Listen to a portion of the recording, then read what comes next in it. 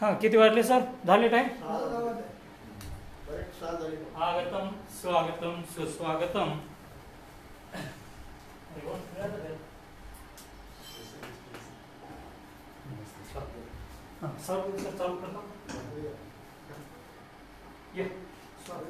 आगतम स्वागतम सुस्वागतम. चला कवितेच्या बनात या उपक्रमांतर्गत वाचक संवादामध्ये आपल्या सर्वांचं हार्दिक हार्दिक स्वागत आहे. वाचक संवादाचं हे 215वे पुष्प. आज या ठिकाणी लॉकडाऊनच्या धर्तीवर चालू असल्यामुळं आपण सर्वजण आपापल्या घरी बसून फेसबुकच्या माध्यमातून हा कार्यक्रम ऐकत आहात, तेव्हा मी आपल्या सर्वांचं हार्दिक हार्दिक स्वागत करतोय. आणि या कार्यक्रमाची सूत्रसंचालन करण्याची जबाबदारी मी माझे मित्र आदरणीय गोविंद सावरगावे यांच्याकडे सुपूर्द करतो. त्यांना विनंती आहे की त्यांनी या कार्यक्रमाची सूत्रसंचालित करावी. आदरणीय गोविंद सावरगावे. धन्यवाद सर. आजचे हे 215वे पुष्प गुंफत असताना या कोरोना व्हायरसचा आपल्यावर कोणताही इम्पॅक्ट होत नाही हे आपण सर्व जगाला दाखवतो. आजही सर्वजण घरात बसून आपण हे चला कवितेच्या बनातलं 215वे पुष्प गुंफत आहोत. आणि म्हणून या 215व्या पुष्पाच्या निमित्तानं आजच्या या कार्यक्रमाचे अध्यक्ष म्हणून आदरणीय डॉक्टर शिवाजीराव सगर यांना विनंती करतो की त्यांनी अध्यक्ष स्थान स्वीकारावं.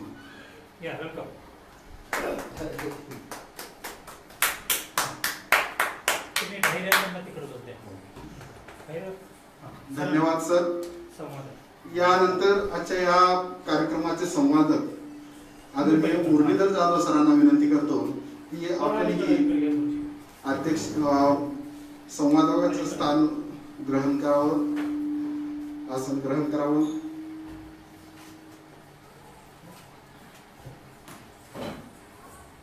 या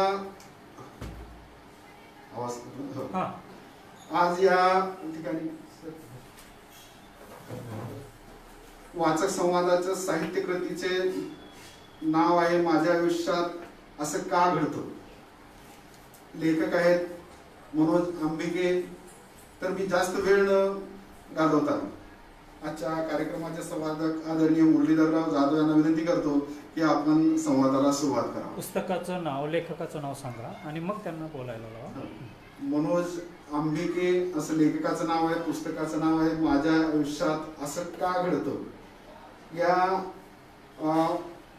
पुस्तकामध्ये जी घटना आहेत की वेगवेगळ्या रहस्यमय घटना आपल्या जीवनात का घडतात या संदर्भामध्ये मनोज आंबिके यांनी पुस्तकामध्ये जे सांगितलेलं आहे त्या संबंधातील माहिती, त्या संबंधातील पुस्तकातील जे संवाद आहेत ते आपल्याशी फेसबुकच्या माध्यमातून सर साधणार आहेत. आम्ही इथं अगदी 6 लोक आहोत आणि 6 लोकांमध्ये आजच्या कार्यक्रमाचे अध्यक्ष डॉक्टर शिवाजीराव सगर सर, संवादक मुरलीधरराव जाधव, मी स्वतः गोविंद सावरगावे, आनंद कदम सर आणि मुदासिर आणि पत्तेवर सर असे 7 लोक 6 लोक आहोत. आणि 6 लोक बसत असताना सोशल डिस्टन्सिंग आम्ही पाळलेलं आहे. दोघांच्या दरम्यानचं अंतर हे 3 फुटापेक्षाही जास्त आहे. हा सगळा आपण केंद्र सरकारने घालून दिलेला किंवा कोरोनाच्या संदर्भात आपण ही काळजी घ्यायची आहे. फक्त सरकारवरच जिम्मेदारी टाकून भागत नाही, तर सगळी सरकार जी यंत्रणा करते ती आपल्यासाठी करतायत, आपल्या आरोग्यासाठी करते, आपल्या जीवनाशी करते. म्हणूनही आपण स्वतःही जपायला शिकलं पाहिजे. हा संदेश या वाचक संवादाच्या माध्यमातून आमच्या सर्व रसिक श्रोत्यांना आणि संवादातल्या सर्वांना देतो. दर वेळेसच्या कार्यक्रमात जवळपास आपण 150 ते 200 संवादक दूध डेअरीमध्ये जमत असतो. पण आजही त्यापेक्षा किंवा त्याच्यापेक्षाही जास्त संवादक आज आपल्या घरी फेसबुकच्या माध्यमातून पाहत आहोत. मी सर्वांना आज या कार्यक्रमासाठी आमंत्रित केलेलं आहे फेसबुकच्या माध्यमातून आणि त्या सर्वांना शुभेच्छा देतो, त्यांचं स्वागत करतो. आणि मी अधिक वेळ न घालवता आजचे संवादक मुरलीधरराव जाधव यांना संवाद साधण्याची विनंती करतो. आदरणीय मुरलीधरराव जाधव.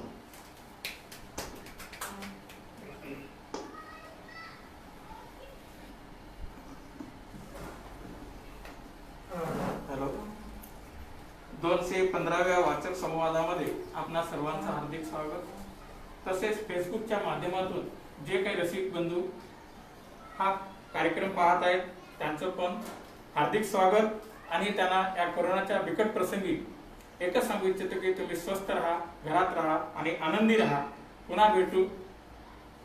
तर या कोरोनाने संपूर्ण जगाला पिछाडलेला असताना देखील या 215व्या वाचक संवादामध्ये जे या कार्यक्रमाचं आयोजन केलेले कदम सर आहेत आणि त्यांचे सहकारी हे तुमच्यापर्यंत जे हा वाचक संवाद पोहोचत आहेत त्याबद्दल मी तुमच्या वतीने आणि स्वतःच्या वतीने त्यांचे हार्दिक आभार मानतो.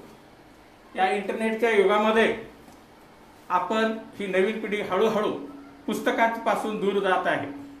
हा वारसा कोणीतरी पुढच्या पिढीला पोहोचावा या तळमळीने कदम सर ही जी चळवळ चालू केली आहे जवळपास गेल्या 9 वर्षापासून आणि त्यांचे हे जे अविरत प्रयत्न आहे. तुम्हाला माहीतच असेल कदम सर हे कोणाच्या तारीफ करण्याचे किंवा त्यांना अप्रिशिएट करण्याची मोहताज नाहीत. त्यांना त्यांच्या कार्याची तळमळ आहे, त्याची पोचपावतीची सुद्धा त्यांना गरज नाही. पण नवीन पिढीला हे जे काही वारसा पुरवत आहेत त्याबद्दल मी त्यांना धन्यवाद देतो. आणि आपल्या पुढे श्रीयुक्त मनोज आंबिके यांचे एक पुस्तक आहे माझ्या आयुष्यात असं का घडतं. हा प्रश्न प्रत्येक व्यक्तीला, प्रत्येक प्रोफेशनल्सला, प्रत्येक विद्यार्थ्यांना पडतो. याचे लेखक मनोज आंबिके हे एक तज्ञ प्रशिक्षक आहेत, व्यवस्थापकीय सल्लागार, संपादक, लेखक असं त्यांचा 20 वर्षापासूनचा दांडगा अनुभव आहे. माझ्या आयुष्यात असं का घडतं या पुस्तकामध्ये 10 टॉपिक त्यांनी दिलेले 10 धडे आहेत. त्या 10 धड्यामध्ये पहिल्या 5 प्रकरण माझ्या जीवनात असं का घडतं हा सर्वसामान्यांना पडणारा एक प्रश्न आहे. त्याच्यावर त्यांनी प्रकाश टाकण्याचा प्रयत्न केलेला आहे.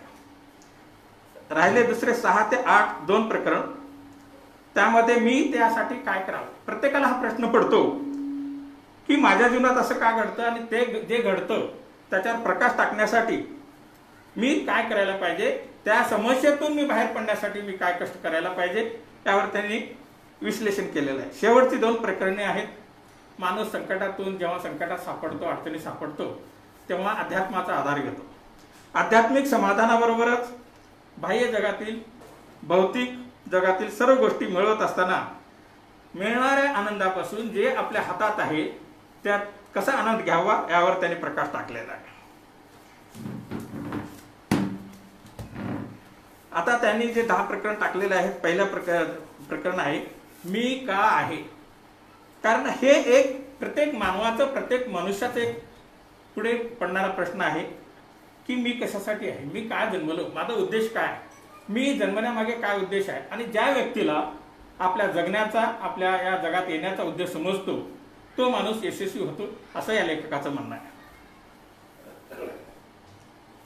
त्यानंतर आपल्या आयुष्यात ज्या घटना घडतात त्या का घडतात, त्या घटना घडण्यामागे कारण काय याचं विश्लेषण, याचा अभ्यास जो करतो तो यशस्वी होतो असं त्यांचं म्हणणं आहे. मग हे जीवन जगत असताना किंवा जीवनात येणाऱ्या समस्येचे जेव्हा विश्लेषण करत असताना आपल्याला बरेचसे इशारे कळतात. आपले जे संवेदनशीलता असते ते आपल्याला कुठेतरी एक चुणूक दाखवून जाते आणि ते जर कळलं तर आपण त्या समस्येतून बाहेर पडू शकतो असं यांचं म्हणणं आहे. आणि लेखक पुढे जाऊन काय म्हणतात की ज्या समस्या तुमच्याशी आहेत, ज्या समस्या आहेत आपल्याशी संवाद साधतात,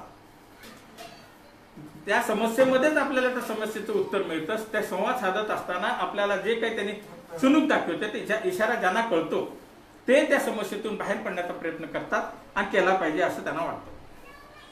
बऱ्याच वेळेस काय होतं, आपल्याला जेव्हा अडचण येते, जेव्हा आळस म्हणा ह्या गोष्टीमध्ये आपण काय करतो, आजचं काम उद्यावर ढकलतो.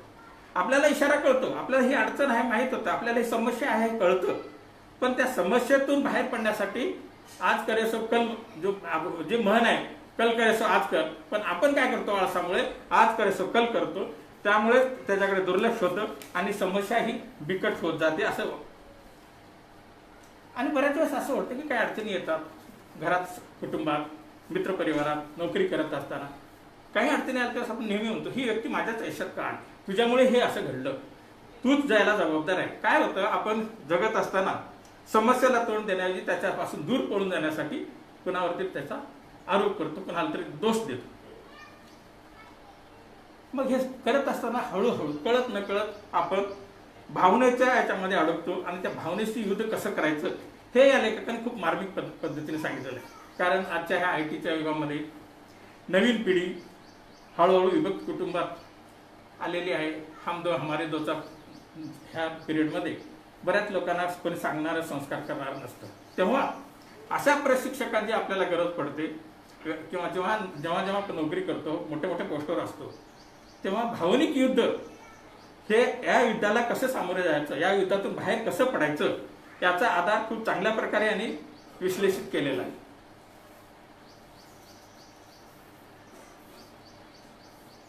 बऱ्याच वेळेस आपल्याला काय होतं की बाबा समजा मी एक मेडिकल प्रॅक्टिशनर आहे, मी चार्टर्ड अकाउंटंट आहे, मी बँकर आहे, त्यावेळेस आपला तोच किंवा व्यापारी आहे तोच पण आपण काम करू वाटते ह्याच्यात काय बसले, आपण तेच ते करतो, तेच ते करतो.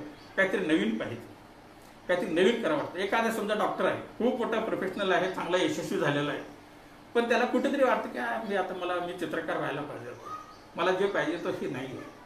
मग तेव्हा त्याला असमाधान वाटतं. मग त्याला समाधान केव्हा वाटतं की त्या उत्तरार्धामध्ये जर त्याच्या मनातल्या ज्या सुप्त इच्छा असतात, प्रत्येक माणसाला सुप्त इच्छा असतात मनामध्ये, त्या सुप्त इच्छा पूर्तीसाठी आपण काय करतो, जे आहे त्या समाधान नसतो पण मनात कुठलीतरी इच्छा असतो. मग त्या इच्छा पूर्ती करण्यासाठी बरेच लोक सेवानिवृत्तीच्या नंतर किंवा फावल्या वेळामध्ये त्या इच्छा पूर्ण करण्याचा प्रयत्न करतात आणि त्याच्यातून त्यांना समाधान मिळतं. आता त्यांनी 7व्या प्रकरणात सांगितलेलं आहे, जीवनातला तोचतोपणा करून जेव्हा दुर्लक्ष येतं त्याचे 7 रहस्य त्यांनी लेखकाने सांगितलेले आहेत. पहिले रहस्य आहे दुर्लक्ष करू नका, आळस करू नका. आपण याला बऱ्याच वेळेस तोचतोपणा करून ती रटाळ कामं करून कंटाळा जेव्हा येतो तेव्हा आपण काय करतो, जाऊ दे आजचं काम आपण उद्या करू, आज का घाई आहे. मग असं करत असताना आजचं काम उद्या, उद्याचं काम परवा करतो. जेव्हा ती समस्या मोठं रूप घेते त्यावेळेस तो माणूस गांगारून जातो. म्हणून या लेखकाने अंबिकेने सांगितलेलं आहे की तुम्ही जे काही अडचणी असतील ते त्याच्या मुळातच त्याच्यावर घाव घाला आणि त्याच्याकडे अजिबात दुर्लक्ष करू नका, वेळेवर त्याचा इलाज करा, असं त्यांनी सांगितलेलं आहे. दुसरं त्यांचे रहस्य आहे, लहान किल्लीचं मोठं कुलूप उघडतं. जसं मोठं झाड तोडायचं असेल तर एखादा दांडा उपयोगी येतो, तसंच मोठ्या कुलपाला सुद्धा एक चावी खूप काम करतं. त्यांनी एक उत्तम उदाहरण दिलेलं आहे की एक मोठी व्यक्ती आपल्या कारमध्ये जाते आणि कारचं टायर पंक्चर झालेलं असतं. मग ते पंक्चर काढण्यासाठी त्यांनी सगळे नट बोल्ट काढतो त्या टायरचे आणि टायर बदलतो. बदलत असताना त्याचे 4 नट एका बाजूला खड्डा असतो, नाल्या असतात, त्याचा पडतात. मग त्याच्यापुढे प्रश्न येतो की आता कार कशी घेऊन जायची. समोरचा हा खूप तज्ञ असतो, टेक्निकली एक्सपर्ट असतो, पण समोरून येणारा एक अगदी साधा माणूस, वेडसर माणूस असतो. मग तो माणूस विचारतो त्याला की काय झालं साहेब, काय कशासाठी एवढे परेशान आहात. तर तो सांगता, अरे बाबा माझे टायर बदलायचं होतं, हे 4 माझे जे नेट आहेत, नट बोल्ट आहेत, ते खड्ड्यात पडले, आता कसं घेऊन जाऊ. आणि यात काय एवढं मोठा विचार करण्यासारखं, म्हणजे अगदी सोपं मार्ग आहे. कसं काय नाही म्हणलं, तुमच्या गाडीला 4 चाक आहेत, प्रत्येक 3 चाकाचे एक नट काढा, त्याला सगळ्या चाकाला 3 राहते, ते 3 याला बसवा, काम भागतं. तर सांगण्याचं तात्पर्य एवढंच आहे की मोठी किती समस्या मोठी असली तरी एखादा छोटीशी संकल्पना किंवा छोटासा इशारा देखील त्या समस्येतून बाहेर पडायला उपयोगी ठरतो, असं ते सांगण्याचा प्रयत्न केलेला आहे. तिसऱ्या प्रकरणात आहे, समस्येमुळेच आविष्कार होतात. जेव्हा जेव्हा आपल्याला एकच म्हण आहे, आपण प्रत्येक अडचण, प्रत्येक समस्या ही आपल्याला काहीतरी शिकून जाते. प्रत्येक समस्येतून, अडचणीतून आपल्याला काहीतरी शिकायला मिळतं. बाबा रे असं झालं, असं झाल्यामुळे मला ही अडचण आली, त्या कारणामुळे मी अडचणी सापडलो, म्हणून पुढे आपण सावध होण्याचा प्रयत्न करतो.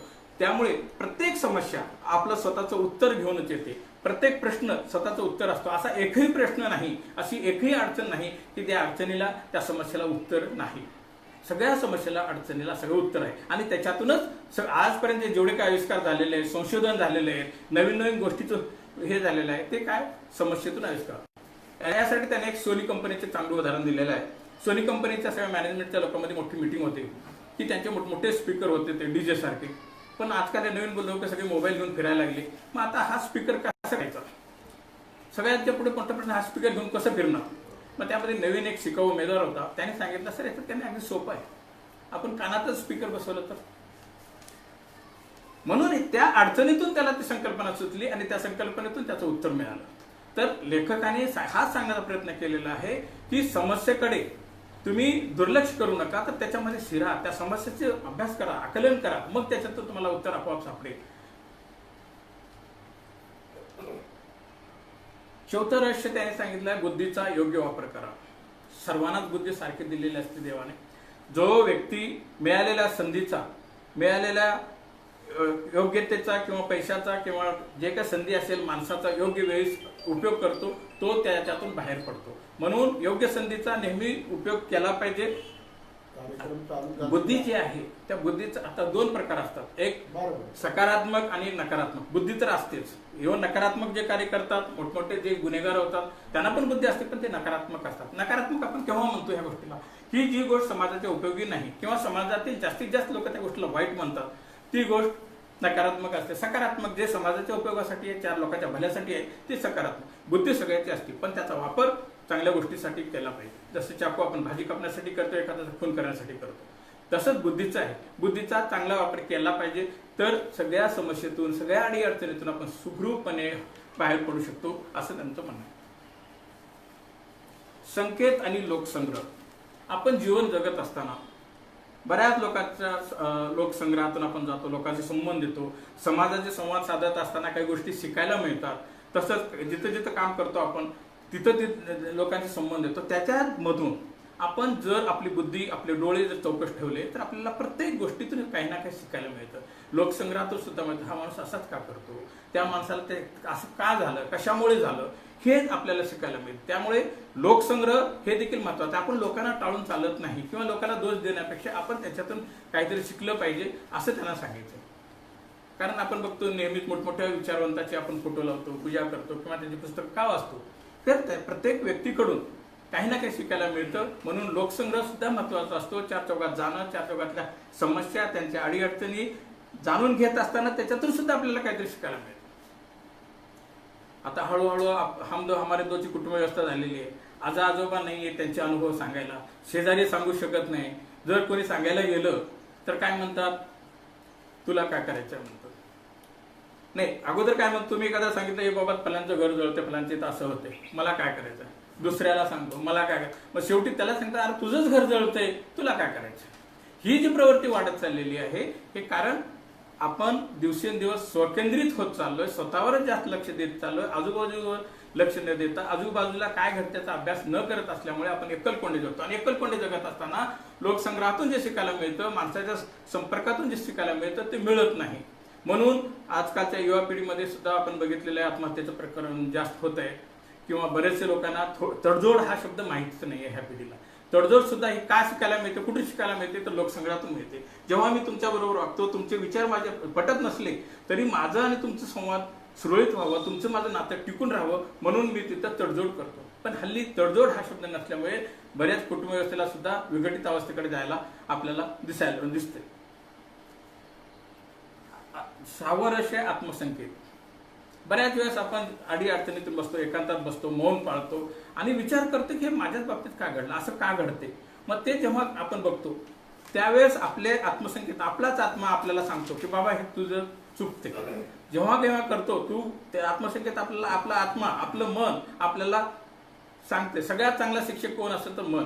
जेव्हा आपण एखादा, जेव्हा अलीकडे आता मनन करतो, आपण चिंतन करतो किंवा जप करतो, हे कशासाठी तर आपल्या बुद्धीची एकाग्रता जेव्हा आपण करतो, जेव्हा आपण समस्येकडे एकाग्रतेने बघतो, तेव्हा आपल्याला कळतं की आपण कुठे चुकलेलं आहे, मला काय करायला पाहिजे होतं, मी कसं व्हायला पाहिजे होतं. बऱ्याच वेळेस आपण चांगल्या गोष्टीकडेच बघतो. कुणाला जर विचारलं की बाबा तुला काय व्हावं वाटतं, महाभारतात आपण बघतो, महाभारतातलं तुला कोणतं पात्र आवडतं, एखाद्या जर प्रश्न विचारला तर प्रत्येक जण काय सांगेल, मला श्रीकृष्ण व्हावं वाटते, अर्जुन व्हावं वाटेल.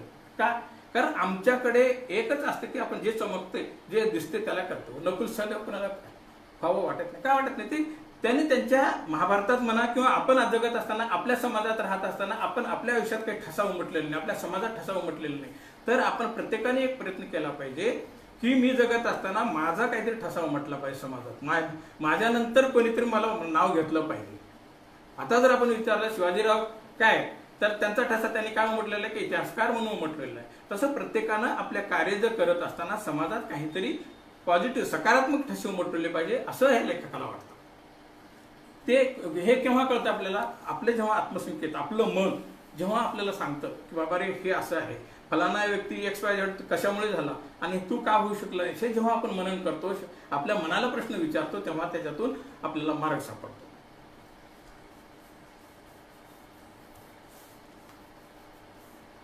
सातवं रहस्य आहे, अपयशाच्या पुढे यश आहे. कधीही कोणतीही गोष्ट तुम्ही घ्या आयुष्यात, ते हरिवंशराव बच्चनची कविता होती चीटी बद्दल.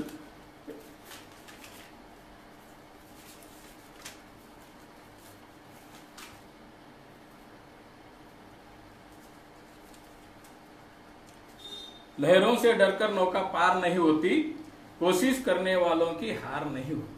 असंच आयुष्यात आहे. अपयश आलं म्हणून आपण जर खचून बसलो, समजा सचिन तेंडुलकर जर पहिल्या टेस्टमध्ये आउट झाला असता तर आज सचिन तेंडुलकर झाला नसता.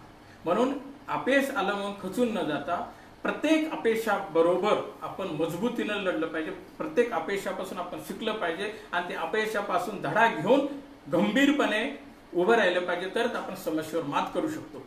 आजकाल ह्या ज्या काही व्यवस्थापकीय अडचणी आहेत, नवीन आता जे IT सेक्टर आहे किंवा आता कॉर्पोरेट सेक्टर आले आहे, त्या कॉर्पोरेट सेक्टरमध्ये काम करणाऱ्या जे काही कर्मचारी असतील, अधिकारी वर्ग आहे, त्यांच्यावर मानसिक तणाव खूप आहे.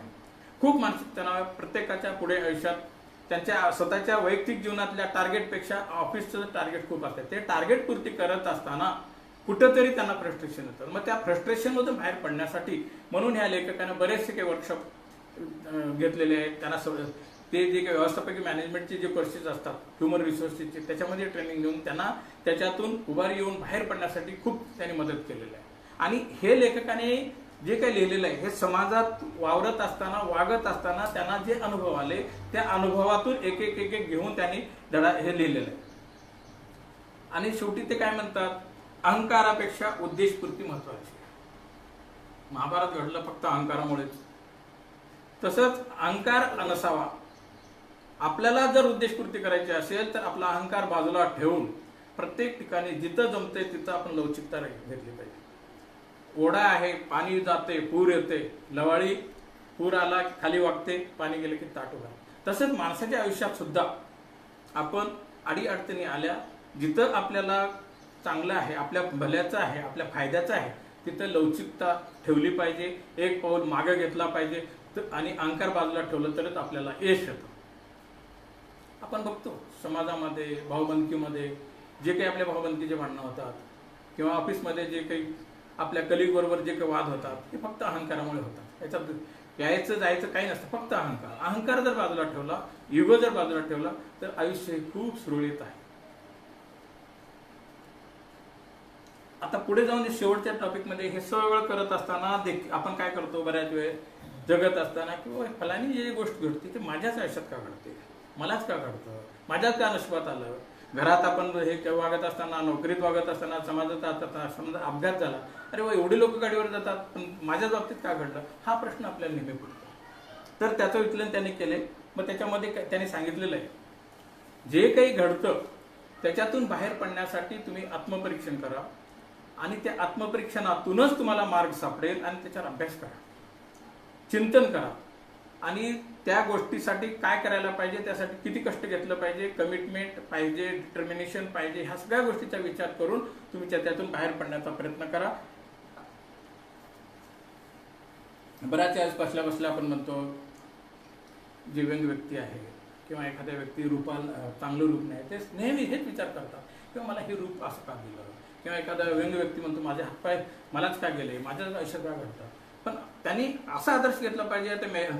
जी आंधळी स्त्री होती, जिनं ब्रेन लिपीचं आविष्कार केला, ती पण आंधळी होती, पण तिनं मी आंधळी आहे म्हणून ती खचून गेली नाही. तर तीच माझ्यासारखे जे आहेत त्यांना समाजातून एक मानाचं स्थान देण्यासाठी काय केलं पाहिजे म्हणून तिने ब्रेन लिपीचा आविष्कार केला.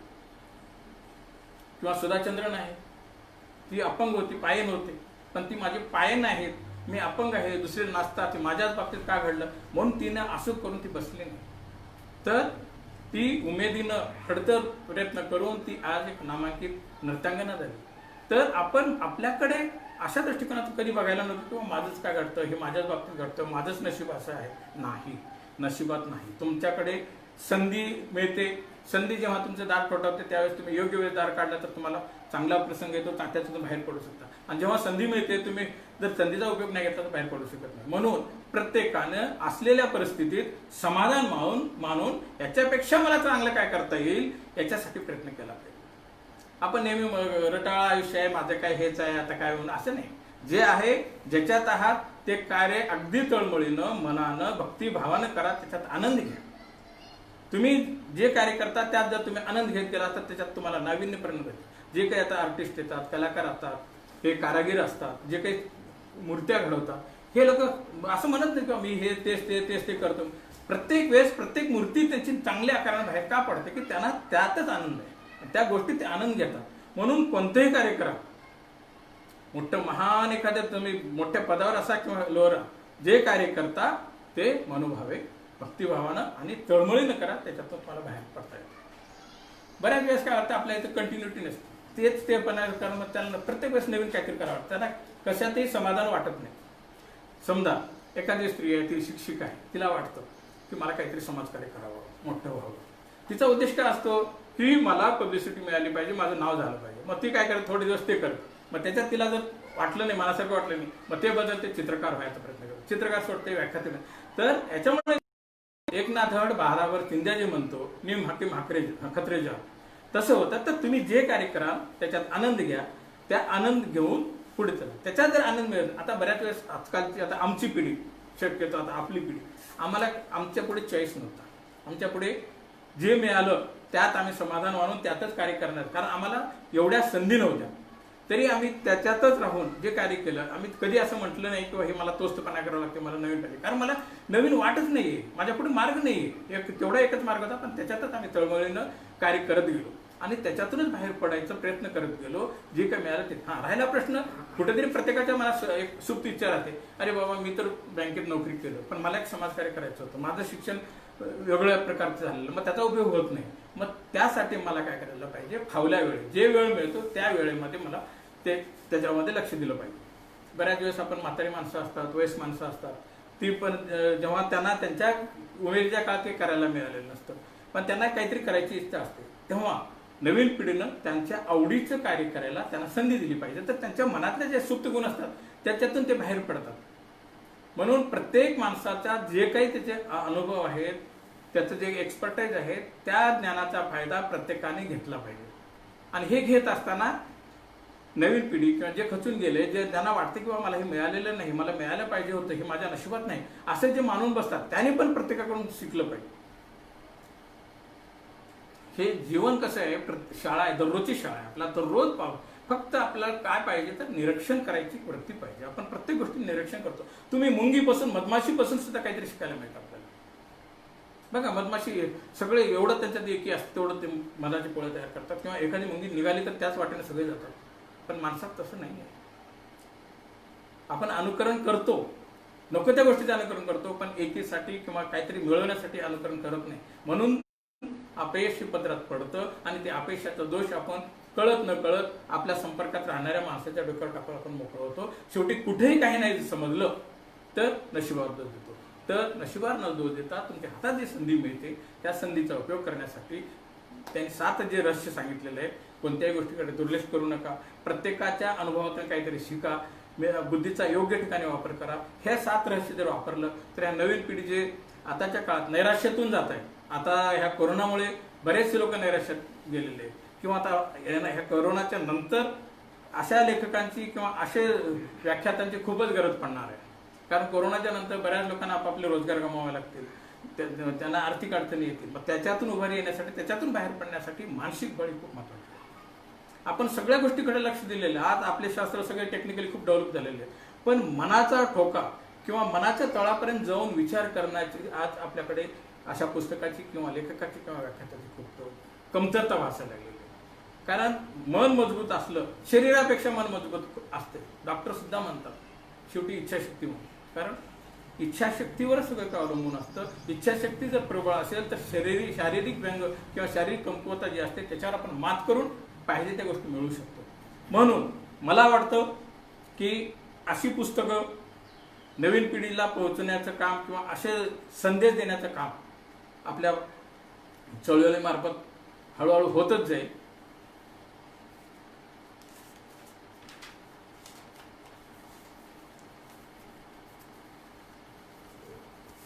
आता बऱ्याच वेळेस काय होतं, खूप मोठमोठे व्यापारी आहेत, करोडपती आहेत, सगळे त्यांना सगळ्या सुबत्ता मिळतात, आर्थिक सुबत्ता आहे, समाजात मानाचं स्थान आहे, सगळं आहे. तरी जर कुठेतरी त्यांच्या मनात विवंचना राहते. ती वंचना का राहते? त्यांना असं का वाटतं की मला काहीतरी कमी पडलेलं आहे, मी ह्याचं समाधान नाही आहे, असं का वाटतं? कारण आर्थिक सुबत्ता आहे, पैसा आहे, अडका आहे, गाडी आहे, बंगला आहे, सगळं आहे, पण मानसिक समाधान नसतं. म्हणून तर ह्या मानसिक समाधानाच्या शोधामध्ये आपण माणसाला माणूस न मानता बुवा महाराजाच्या मागं का लागलो की माझ्या मनाला कुणाचा तरी आधार लागतो. मी सगळं गोष्ट आहे माझ्याकडे, पण मला सावरायला, माझ्या मनाला ताकद द्यायला, बळ द्यायला कोणतरी लागतं. म्हणून आज बुवाच्या मागे, महाराजांच्या मागे आपण लागतो. हे लागण्याचं कारण की आपल्या तिसऱ्या माणसाची का गरज पडते?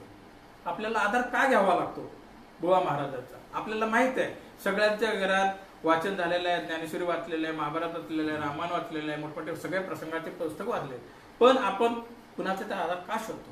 कुठंतरी आपलं मन, कुठंतरी मनाचा एखादा कोपरा आपला रिकामा राहतो आणि त्याच्या पूर्ततेसाठी मी जे काही करतो याला बळ मिळण्यासाठी मी कुणाचा तर आधार करतो. पण तसा आधार घेण्यापेक्षा आपण स्वतःच्या मनाला प्रश्न विचारायचा, बाबा मी कुठे कमी पडतो, हे याच्यातून बाहेर पडण्यासाठी मी काय करू?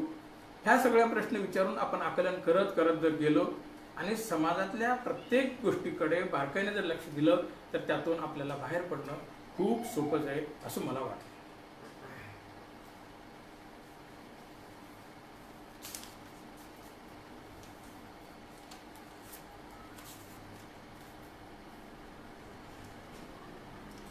आता शेवटी प्रत्येकाला एक प्रश्न पडतो की यश म्हणजे काय? मी काय केलं तर मी यशस्वी होईल? जिथं आहे तिथून मी पुढे गेलं तरी यशस्वी होईल, जिथं आहे तिथून आणखी पुढे गेलं तर प्रगती होईल.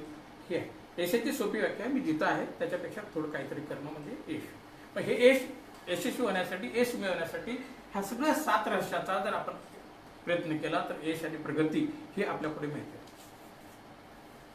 मग यश मिळवत असताना आपल्याला एक मनाला आपला प्रश्न विचारायचा, आपण कुठं जरी कमी पडलो, काहीतरी आपल्याला साध्य नाही झालं, तर मग आपण करायचं की आपण हे करत असताना ज्या काही गोष्टी आजूबाजूला घडतात त्यातील ज्या घटना आहेत, त्यातील जे अनुभव आहेत, त्यातला इशारा मला कळला का?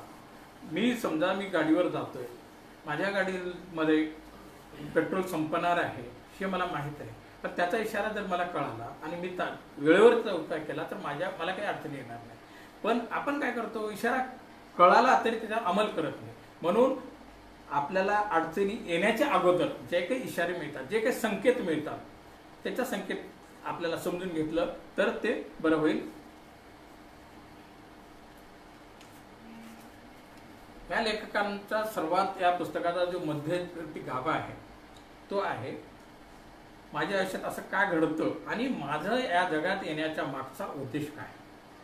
माझा उद्देश, मी जन्मलोय, मी वावरतोय समाजामध्ये, मग वावरत असताना, जगत असताना माझा उद्देश काय? माझा जर उद्देश मला कळाला, मला काय बनायचं जर मला कळालं, तर मी त्या ध्येयाच्यासाठी त्या ध्येयाच्या मागं धावत आहे. आणि त्या ध्येयाच्या मागं धावत असताना ही जी 7 रहस्य त्यांनी सांगितलेली आहेत त्या रहस्याचा अंमल करावा.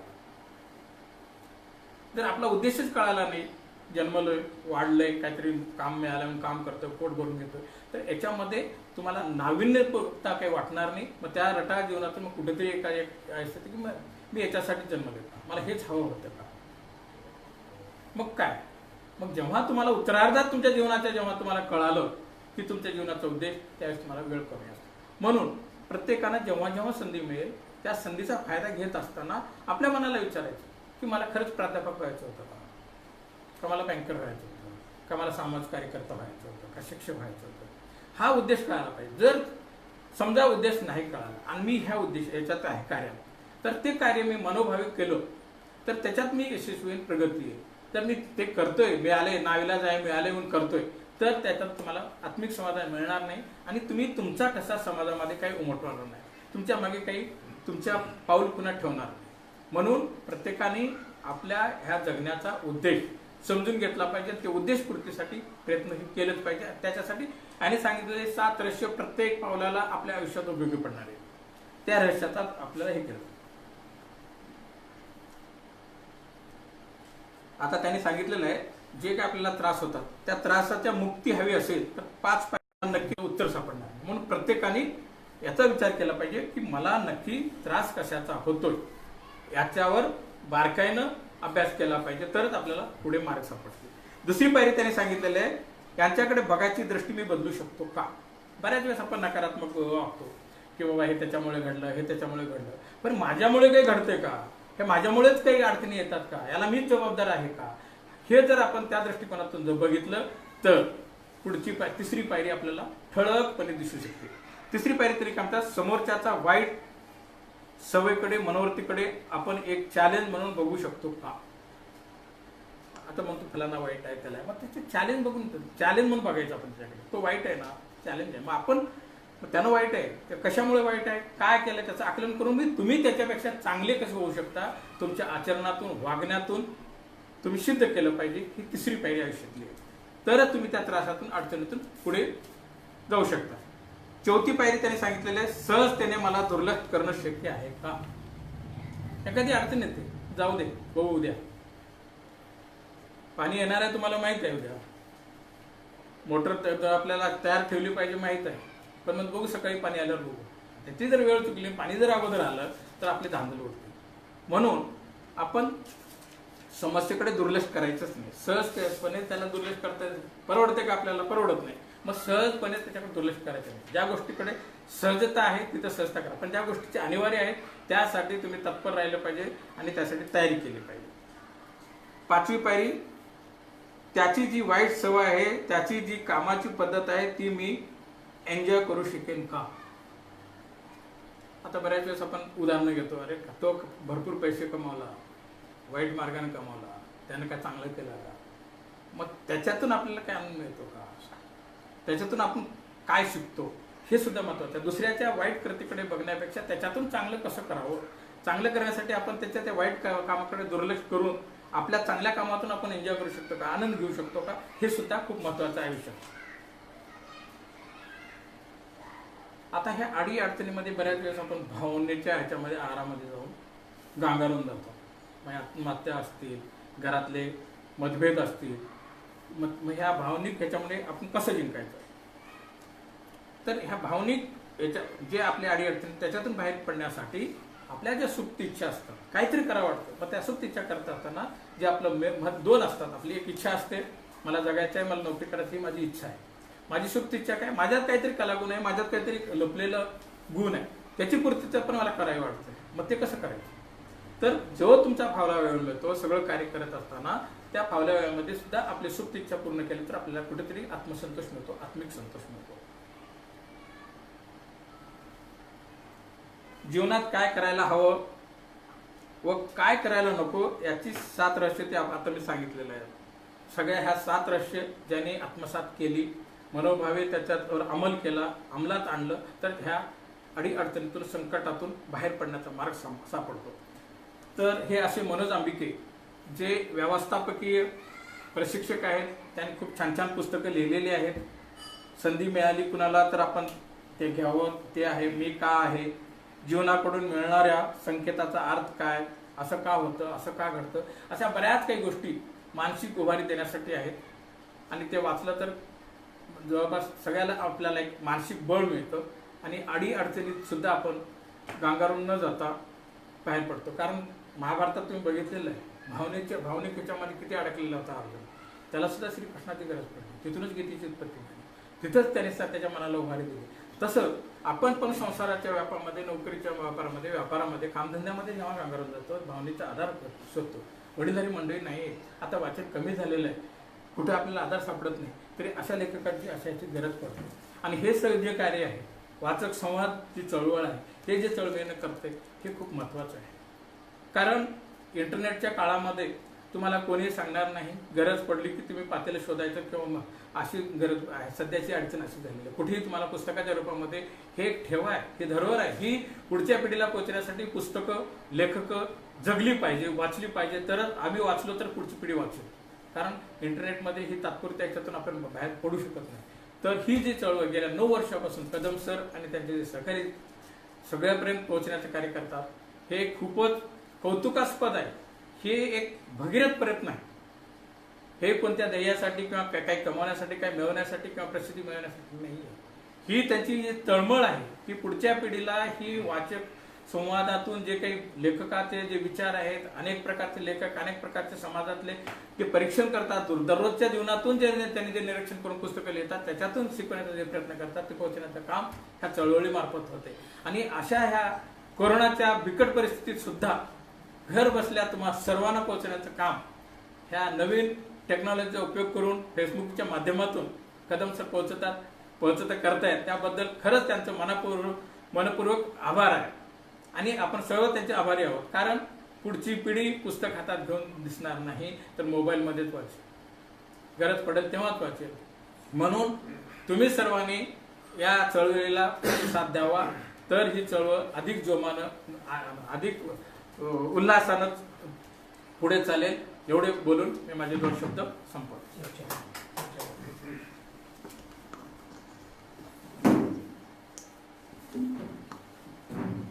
धन्यवाद सर. आपण गेल्या 6 आठवड्यापासून लॉकडाऊनमध्ये आहोत आणि लॉकडाऊनमध्ये असताना सर्वांनाच एक प्रश्न पडलाय की हे माझ्या आयुष्यात असं का घडतं, असं प्रत्येकालाच वाटू लागलं. कालच माझ्या एका विद्यार्थ्याचा फोन आला, 10वीला असलेला अतिशय हुशार विद्यार्थी, तो कदाचित 99% सुद्धा घेईल, त्याची अपेक्षा 100ची आहे. आणि तो म्हणाला की सर माझ्या इतिहासमध्ये 2-3 गुण कमी होणार आहे. आणि मग भूगोलमध्ये मला 100 पैकीच्या पैकी गुण घ्यायला चान्स होते, पण पेपर न झाल्यामुळे मला किती गुण मिळतील. मी सांगितलं की काळजी करू नको, सरासरी इतकी गुण पडतील. सर सरासरी म्हणजे फार कमी होतात. ते माझ्या आयुष्यात असं का घडावं, हा एक उदाहरणादाखल घेतलं. असं आज प्रत्येक भारतीयाला वाटतं की आमच्या आयुष्यात असं का घडत असावं. आणि नेमकं आज जाधव सरांनी याच टायटलचं पुस्तक वाचक संवादासाठी घेतलेलं आहे. आणि त्या माध्यमातून सर्व लोकांना सांगण्याचा सरांचा प्रयत्न आहे की जे घडतं आहे हे प्रत्येकाच्याच जीवनात घडत असतं. आणि हे घडत असताना त्याचं सोल्युशन पण तिथं असतं. त्यासाठी 7 गोष्टी किंवा 7 रहस्य याकडे गांभीर्यानं पाहिलं पाहिजेत आणि त्यानुसार आचरण केलं पाहिजे. आणि खरोखरच आज मी तुम्हाला इथं बसून सांगतो सर्व बघणाऱ्या लोकांना की हाही दिवस जाईल आणि आनंदाचे दिवस येतील. करोनावर मात करू, येणाऱ्या संकटावर मात करू, अशा पद्धतीचा सल्ला जाधव सरांनी या संवादाच्या माध्यमातून दिलेला आहे. धन्यवाद सर. आणि हे सगळं आपण फेसबुकवर पाहतो आणि याही पुढे हीच लाईव्ह जरी असलं तरी नंतर आपल्याला केव्हाही आनंद कदम याच्यावर जर फेसबुकमध्ये गेलात तर पुन्हा तुम्हाला ते पाहता येईल. घरी बसा आणि पुन्हा हे पहा. ह्याच या वाचक संवादाच्या माध्यमातून एक सल्ला आहे. यासोबतच मी 2 शब्द बोलतो की वाचक संवादामध्ये आपण घरामध्ये आहोत, ही खरी तर घडी यायला नको आहे. त्याची कारण वेगवेगळी आहेत. आपण निसर्गावर अन्याय अत्याचार केलं आणि मग त्याचं फळ म्हणून आपल्याला मिळत आहे. आणि मग या वाईट अवस्थेमध्ये आपण काय करायचं, वाईटातूनही चांगलं शोधायचा प्रयत्न करायचे. आज आपण भारतामध्ये राहतो, भारतीय संस्कृती फार मोठी आहे. याचा सगळा उलगडा आपण घरी बसला असताना मिळत आहे. रामायण आणि महाभारतासारख्या 2 मोठ्या सिरियल B.R. चोप्रा आणि रामानंद सागर यांनी तयार केलेली 30 वर्षापूर्वीची सिरियल आज भारतामध्ये दाखवली जाते आणि सगळे भारतीय लोक आनंदाने बघत आहेत. आपणही बघत आहोत. आज माझं वय 50च्या आसपास आहे. मी लहान असताना 12 वर्षाचा असताना ती कधीतरी ब्लॅक अँड व्हाईट टीव्हीवर खेडेगावामध्ये बघायचं बसून. कुठेतरी 2 सिरियल भाग बघायचे, नंतर बघायला मिळायचं नाही. पण आज आपण या वाईटातूनही एक चांगला दिवस मिळतोय की ते सगळं पुन्हा बघायला मिळत आहे. आणि ही बघत असताना माझी तुम्हाला सर्वांना विनंती आहे की नुसतं पाहू नका, अभ्यासाच्या दृष्टिकोनातून बघा. रामायणामधले घडणारे प्रसंग का घडत आहेत, महाभारतामधलं प्रत्येक श्रीकृष्णाचा संवाद पहा, श्रीकृष्णाची नीती पहा. आता कालचा प्रसंग, आजचा जो झालेला प्रसंग आहे, द्रौपदीचं वस्त्र हरण, ते का झालं, त्याच्या अगोदर कशा पद्धतीचं महाभारत चालतं, आपल्या संस्कृती कशी आहे, आपल्याकडं काय काय मिळतं. सरांनी आपल्या भाषणामध्ये सांगितलेलं आहे की प्रत्येक ठिकाणी हे घडत असतं आणि ती घडत असणाऱ्या घटना नैसर्गिक किंवा अनैसर्गिक असतात, त्याला तात्कालिक कारण असतं आणि मग त्या सगळ्या तात्कालिक कारणावर आपल्याला विजय मिळवायचा असेल तर आपण काही गोष्टी दखलपात्र घेतल्या पाहिजेत, अशा पद्धतीचा सल्ला दिला. अतिशय मोलाचं व्याख्यान सरांनी आपल्याला दिलेलं आहे. धन्यवाद सर. आणि यानंतर वाचक संवादातला एक 2 मुद्दे महत्वाचे, त्यापैकी की प्रश्न काय असतील तर आपण प्रश्न विचारू शकतो. प्रश्न विचारण्यासाठी वेगळाच आपण हे वापरलेला पायंडा वापरणार आहोत की फेसबुकच्या माध्यमातून तुम्ही जर प्रश्न टाकला तर ते आम्हाला मिळणार आहेत. आनंद कदम त्याची नोंदणी करत आहेत. काही प्रश्न मिळालेले आहेत आणि आम्ही इथं 5-6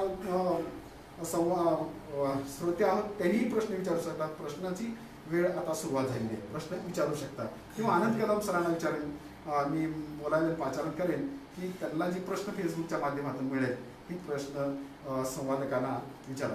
आनंद कदम सर विचारणार तुम्ही? विचार पहिलं काही असेल तर विचारा.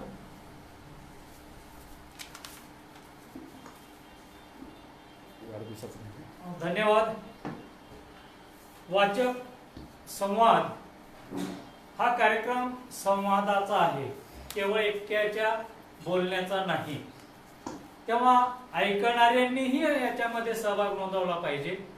ऐकणाऱ्यांनी आपण काय ऐकायला लागलो, बोलणारा काय बोलायला लागलाय आणि त्याच्यातून मला काय प्रश्न पडलाय किंवा त्याच्यातनं मी काय शिकतोय किंवा त्याच्यातनं मला काय सांगायचं आहे, या सगळ्या गोष्टी आपल्याला या संवादाच्या माध्यमातून आपण करत असतो. तर या फेसबुक लाईव्ह कार्यक्रमामध्ये हवगी स्वामी महाविद्यालयाचे मराठी विभाग प्रमुख प्राध्यापक डॉक्टर मई तंगावर सरांचा एक प्रश्न या ठिकाणी आलेला आहे. तो मी संवादकांना जाधव सरांना विचारतोय की व्यक्तिमत्व विकासाशी या ग्रंथाचा संबंध कसा जोडता येतो. व्यक्तिमत्व विकासाला या ग्रंथाचा संबंध कसा जोडता येतो याचं उत्तर द्यावं आपण किंवा आपलं जे समर्थन करायचं ते करावं. सर, व्यक्तिमत्व घडण्यासाठी आत्मबळ खूप आवश्यक असतं.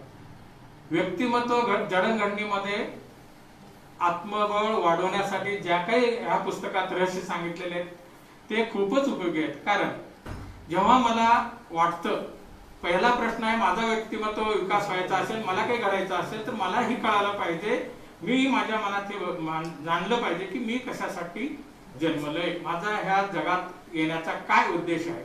आणि तो जर उद्देश मला कळाला तर माझं उद्दिष्ट साध्य करण्यासाठी त्या दृष्टीने माझं मनोबळ मी वाढवेन, माझं मानसिक ताकद मी वाढवेन आणि इच्छित ध्येय पूर्ण करायला तेच मला उपयोगी पडेल असं मला ह्या पुस्तकातून मला कळलं. ओके, धन्यवाद सर. आणखीन एक प्रश्न या ठिकाणी आपल्या समोर आलेला आहे. या फेसबुकच्या माध्यमातून काही श्रोत्यांनी विचारलेल्या पैकी एक प्रश्न, हा ग्रंथ आपण निवडलेला माझ्या आयुष्यात असं का घडतं, हा जो ग्रंथ आहे हा ग्रंथ दैवाला महत्व देतोय की प्रयत्नाला, याचंही आपण समर्थन काय द्यायचंय ते द्यावं. सर, ह्या पुस्तकातलं जे काही सार आहे, ह्या पुस्तकातल्या ज्या लेखकाची भावना आहे ही नशिबाला नसून दैवाला नसून प्रयत्नाला आहे. प्रयत्न केल्यानं सगळ्या गोष्टी साध्य होतात. फक्त आळशी माणूस तोच असं म्हणतो की जे काही त्याच्यानं साध्य होत नाही, ते जे काही तो करू शकला नाही तोच म्हणेल की माझ्या नशिबात नव्हतं, माझ्या दैवात नाही, म्हणून तो दैवाचा हवाला देतो. पण जो माणूस जिद्दीनं एखादी गोष्ट करण्याचा प्रयत्न करतो तो निश्चितच प्रयत्न करतो आणि प्रयत्नाला कष्टाला महत्व आहे. भगीरथाने जर प्रयत्न केले नसते तर गंगा उतरलीच नसती. म्हणूनच आपण प्रत्येक वेळेस भगीरथ प्रयत्न म्हणतो. तर या पुस्तकातून दैवापेक्षा मेहनतीला, कष्टाला आणि तुमच्या जिद्दीला महत्व आहे. धन्यवाद सर. धन्यवाद सर. या ठिकाणी उपस्थित असलेल्यांपैकी कुणाला काही बोलायचं असेल तर आपण बोलू शकता. काही? ओके, धन्यवाद. याचबरोबर या कार्यक्रमामध्ये आपण निवडलेली साहित्यकृती जी आहे, माझ्या आयुष्यात असं का घडतं, मनोज अंबिके यांनी लिहिलेली साहित्यकृती आपण निवडली. ही आपली निवड अत्यंत उत्तम आहे असा एक शेरा फेसबुकच्या माध्यमातून आपल्यासाठी आलेला आहे. म्हणजे आपण जे निवडले ते योग्य साहित्यकृती निवडलेली आहे.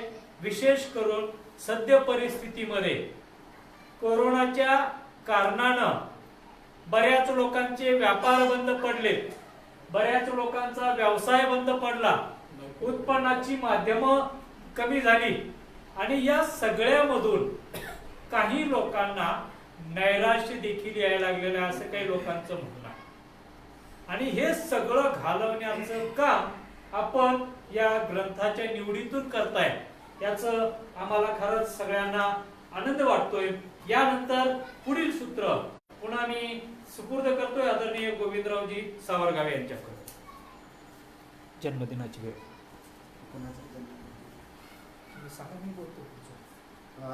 धन्यवाद सर.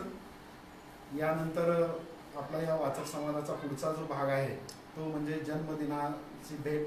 आपण जन्मदिन पुस्तकं देऊन श्रोत्याची साजरी करत असतो, त्याचाच एक भाग म्हणून हा पुढचा कार्यक्रम मी कदम सरांना विनंती करतो की जन्मदिनांची भेट द्यावी. धन्यवाद.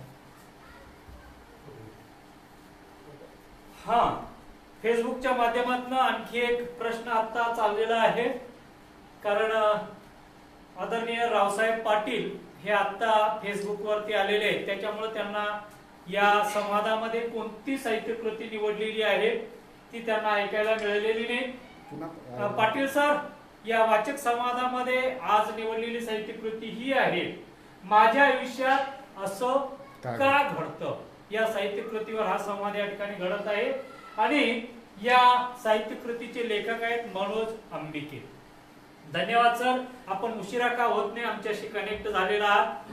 जे कोणी या फेसबुकच्या माध्यमातून आमच्याशी कनेक्ट झालेला आहे, घरी बसून हा संवाद ऐकत आहेत, त्या सगळ्यांना मी मनोमन सगळ्यांचं ऋण व्यक्त करतोय. आणि यानंतर आमच्या या प्रथेप्रमाणे वाचक संवादाची प्रथा आहे, श्रोत्यामध्ये बसलेल्यांनाही संधी मिळतेच. वक्त्याला सुरुवातीला त्यांचं मत मांडण्यासाठीचा आपण साधारणतः 1 तासापर्यंतचा वेळ देतोय. वक्त्याच्या बोलल्या झाल्यानंतर श्रोत्यांच्या मधल्या ज्या काही शंका प्रश्न जे काही असतील त्यांच्यासाठी म्हणजे चर्चेसाठीचा वेळ आपला असतो 10 ते 15 मिनिटाचा. आज आपण या लॉकडाऊनच्या पार्श्वभूमीवर हा कार्यक्रम खूपच शॉर्ट पद्धतीने घेत आहोत.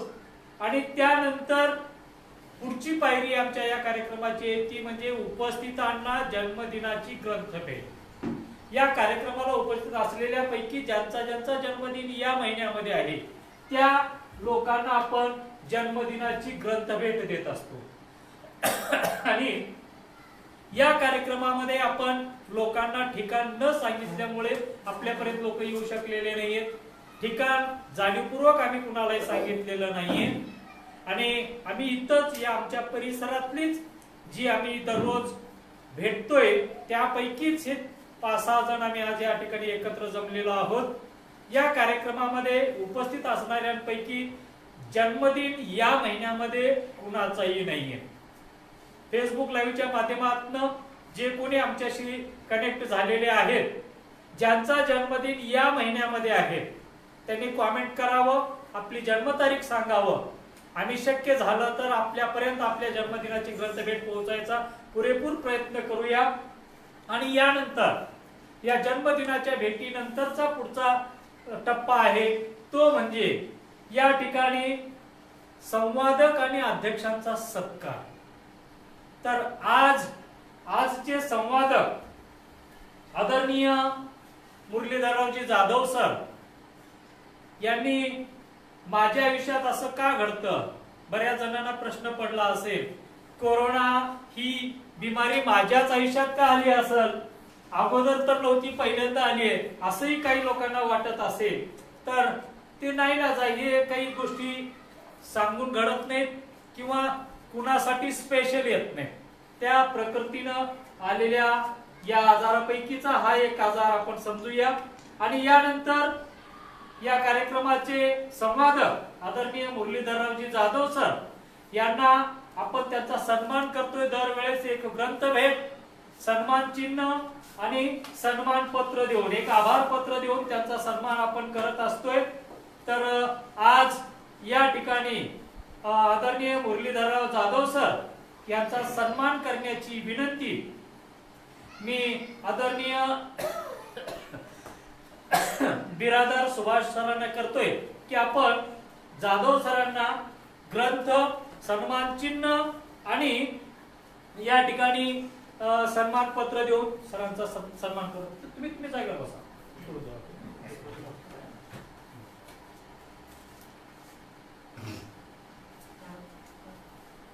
अलीकडे या. थोडं सर. या, हा. एक मिनिट.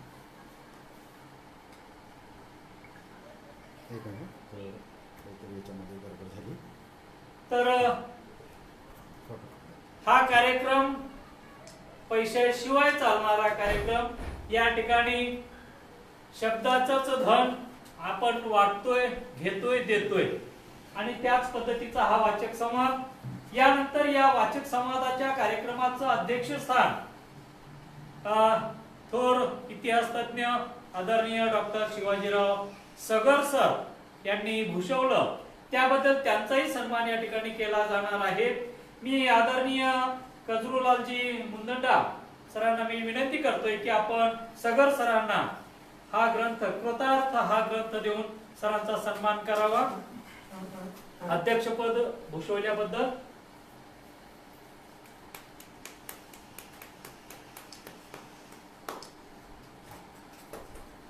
खूप खूप धन्यवाद सर. यानंतर शेवटचा टप्पा तो म्हणजे अध्यक्षीय समारोपाचा आहे.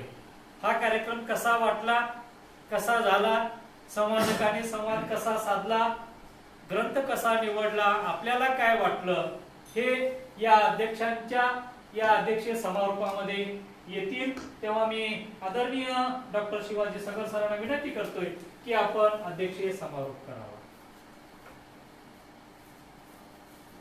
आज चला कवितेच्या बनात या कार्यक्रमाअंतर्गत 215वा हा कार्यक्रम आज फेसबुकच्या माध्यमातून आपल्या प्रियजनापुढे वाचक चळवळीच्या अंतर्गत जे काही रसिक आहेत त्यांच्यासाठी कदम सरांनी अशा कठीण प्रसंगामध्ये, करोनाच्या या भयंकर महामारीच्या काळामध्ये आपला उपक्रम त्यांनी बंद न ठेवता त्यांनी चालू ठेवला. प्रथमतः मी त्यांचं अभिनंदन करतो. प्रत्येक कार्यामागे अशी जिद्द पाहिजे, श्रद्धा पाहिजे, तळमळ पाहिजे, तर असे कार्यक्रम यशस्वी होतात. या चला कवितेच्या बनातून हे आपल्या त्यांनी सिद्ध करून दाखवलेलं आहे. मित्रहो, हा उपक्रम आजच्या परिस्थितीला अत्यंत पोषक आहे. कारण आज ही तरुण पिढी पुस्तकापासून, वर्तमानपत्रापासून, मासिकापासून, वाचनापासून अतिशय दूर जात आहे. आता 215 हा कार्यक्रम म्हणजे 215 पुस्तकांचं समालोचन, सीमावलोकन या माध्यमातून इथं मांडण्यात आलेलं आहे. म्हणजे 215 वक्ते, पण 215 पुस्तकावर त्यांनी मत मांडलं आणि अनेक लोकांनी ते ऐकलं आणि ते आत्मसात केलं. जर कुणाला म्हटलं हे पुस्तक वाचव तर कोणी वाचत नाही, घरात नेऊन ठेवतात. परंतु या वाचक चळवळीच्या माध्यमातून अनेक तरुणांना असं वाटायला लागलं की आपणही आपले मत मांडावेत. मग कोणतं तरी एक पुस्तक निवडायचं आणि त्या पुस्तकातून आपले विचार मांडायचे की आजच्या परिस्थितीला आणि त्या पुस्तकाच्या माध्यमातून मांडलेले विचार संयुक्तिक पाडतात का. आज जे आमचे जवळचे मित्र मुरलीधर जाधव सरांनी जे पुस्तक निवडलं की माझ्या आयुष्यात असं का घडतं, माझ्याच आयुष्यात नाही सगळ्यांच्याच आयुष्यात अनेक प्रसंग घडतात. आम्हाला एक विद्यार्थी असताना निबंध लिहायला सांगितले जात असत गुरुजीकडून की तुमच्या जीवनाला कलाटणी देण्यासाठी किंवा तुमच्या जीवनातील अस्मरणीय घटना काय घडली त्याच्यावर निबंध लिहा. प्रत्येकाच्या जीवनामध्ये घटना घडतात, प्रत्येकाच्या जीवनामध्ये अडचणी येतात, कारण जीवन हेच संघर्षमय आहे. जीवन सोपं नाही, साधं नाही, सरळ नाही. आपण जन्माला येतो निस्वार्थ भावनेने, परंतु एक उद्दिष्ट घेऊन जेव्हा आपण पुढे मार्गक्रमण करतो तेव्हा त्या आयुष्याला आकार मिळत जातो. तुम्ही जसं वागाल, वर्तन कराल, तुम्ही विचार मांडाल, तुमचे विचार, तुमची संस्कृती, तुमची प्रवृत्ती काय आहे हे त्या माणसाच्या जीवनाला आकार देत असते आणि मग जीवन घडत जातं. जीवन आपोआप घडत नाही, तर असे हजारो तेंडुलकर निर्माण झाले असते, असे हजारो लता मंगेशकर तयार झाले असते गीतकार म्हणून. तर माणसाच्या जीवनामध्ये जेव्हा आपण एखादा मार्ग स्वीकारतो, मी शिक्षक आहे, मग शिक्षकाच्या जीवनामध्ये कोणत्या गोष्टीची गरज आहे, कोणत्या गोष्टी आपण आत्मसात केले पाहिजे म्हणजे माझं जीवन यशस्वी होईल. माझ्या जीवनात येणारे अडचणी, अडथळे जे काही संभाव्य वाटतात त्यावर मात करण्याचा प्रयत्न आपण केला पाहिजे. तेच इथं सांगितलेलं आहे. माझ्या जीवनात असं का घडतं? प्रत्येकाच्या जीवनात घडतं. प्रत्येकाच्या जीवनाचा मार्ग वेगळा जरी असला तरी प्रत्येकाच्या जीवनात त्याच्या त्याच्या मार्गामध्ये असे अडथळे आहेत. ते तर जीवन आहे ना खरं. संघर्षमय जीवन मधून बाहेर पडणं यशस्वी, त्यालाच खरं जीवन म्हणतात. आणि तेच प्रत्येका राजा असून सुद्धा राजाला सुख नाही. गौतम बुद्धांनी सांगितलं की शांतीचा मार्ग पाहिजे, त्याला आनंद मिळाला नाही राज्यकारभारामध्ये. राजपुत्र होता तो, महावीर राजपुत्र होता, पण त्यांनी जंगलात गेले शांती मिळवण्यासाठी. असे सर्व पैसा म्हणजे श्रीमंती न, किंवा पैसा श्रीमंती सगळं हे भौतिक साधनं म्हणजे ऐश्वर जीवन जगणं म्हणजे आयुष्य नव्हे. तर आयुष्यामध्ये तुम्ही समाजासाठी, देशासाठी, तुमच्या स्वतःसाठी, स्वतःच्या कुटुंबासाठी काय करता हे महत्वाचं आहे. मग हे करत असताना तुम्हाला अनेक अडचणी येतात. मग या अडचणी तुम्हाला दूर करण्यासाठी अशी पुस्तकं वाचावी लागतात. अशा पुस्तकाच्या विचारातूनच आपला जीवनाला आकार मिळतो. मी अनेक मित्रांना प्रश्न करतो की जसं आता जाधव सरांनी सांगितलं की आम्ही आमच्या त्या काळामध्ये आम्ही हा मार्ग, मी शिक्षक होणार याच भावनेतून मी माझा उद्देश ठरवला नव्हतो. मी अपघाताने शिक्षकी पेशात आलो. एवढी गरिबी परिस्थिती होती की मला नोकरी केल्याशिवाय पर्याय नव्हता 10वी नंतर. मग काय करायचं? मग तिथंच प्राथमिक शिक्षक म्हणून आम्हाला जावं लागलं. त्यावेळेस जर कुठे दुसरीकडे मी मिळालं असतं तर आम्हाला गरज होती नोकरीची, जगण्यासाठी नोकरी. हे संघर्ष होता जीवनाचा, तो पार पडला. आणि हळूहळू मी त्या पेशामध्ये इंटरेस्ट घ्यायला लागलो, रस घ्यायला लागलो. तेव्हा त्या पेशाचं महत्व कळत गेलं की खरोखरच माझ्या जीवनाला खरा उजाळा मिळाला तो शिक्षकी पेशामध्ये. त्या पेशात राहून मला अनेक पुस्तकं वाचता आली, अनेक लोकांचे, महान व्यक्तींचे चरित्र वाचता आले. त्याच्यातून माझ्यावर फार मोठे विचाराचे प्रभाव पडले. कर्मवीर भाऊराव पाटलासारखा 7वी पासचा माणूस हजारो संस्था काढून गोरगरिबांच्या लोकांसाठी शिक्षणाची सोय करतो. खेड्यापाड्यात फिरून गोरगरिबाच्या झोपडीतले पोरं खांद्यावर घेऊन येऊन शाळेत शिकवतो. त्यांच्या राहण्याची, खाण्याची सोय करतो. हे कळालं पाहिजे.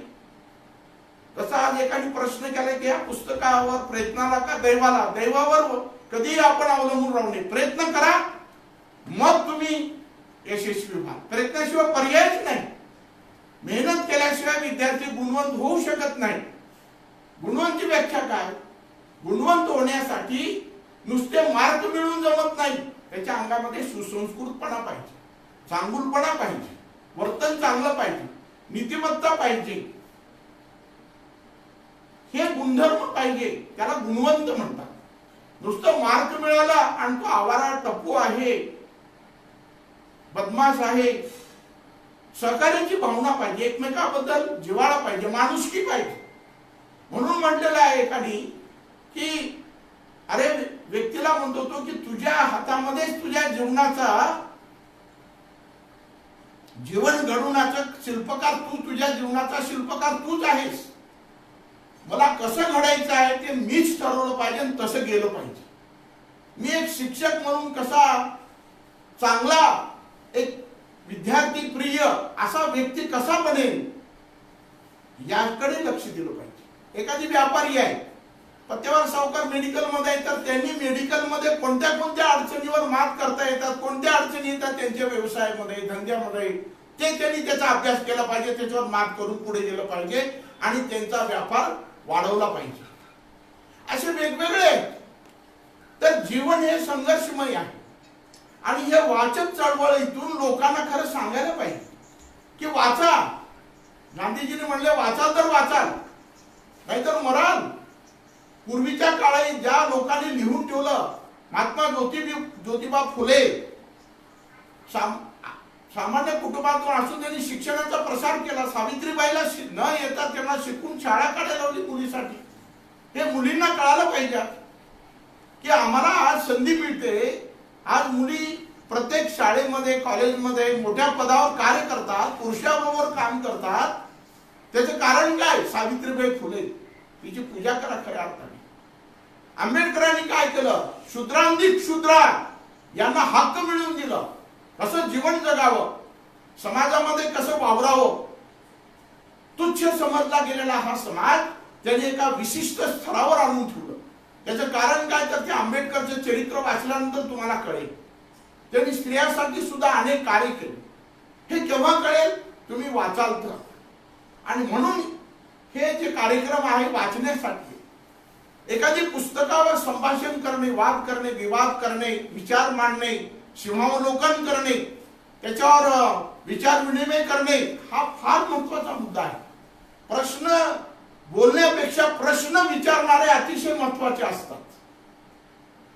कारण प्रश्न तयार करण्यासाठी बुद्धी लागते, अक्कल लागते. कुणालाही प्रश्न विचारता येत नाही. योग्य प्रश्न विचारणाऱ्याला बुद्धी लागते. आणि हे योग्य प्रश्न ज्याला विचारता येतात तो वाचक असा असतो, तो विद्वानच असतो, विचारवंत असतो, तो बुद्धिवंत असतो.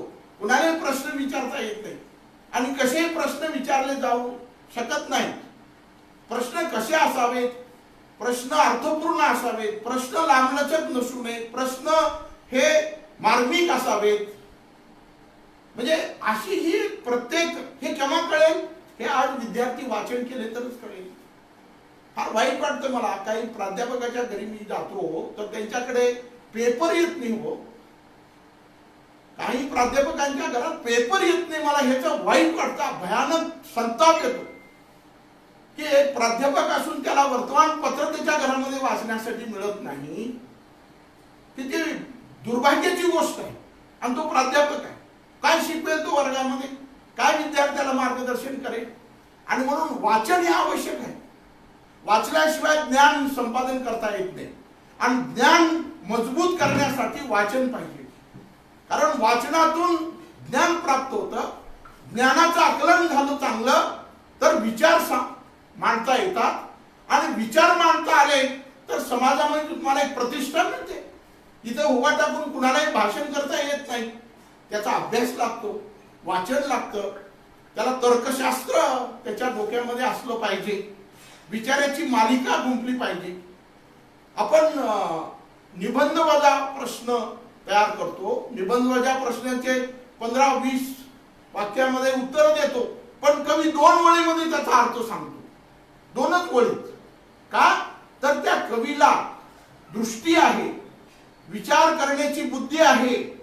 शब्द गोळा करून त्या शब्दाच्या माध्यमातून समाजापुढे, विचारवंतापुढे, वाचकापुढे काय सांगायचे त्याला त्यांनी 2 शब्दात 2 ओळीत सांगतो. त्याचं कारण काय? तो बुद्धिमान नाही, तो वाचक आहे. तो वाचन करतो.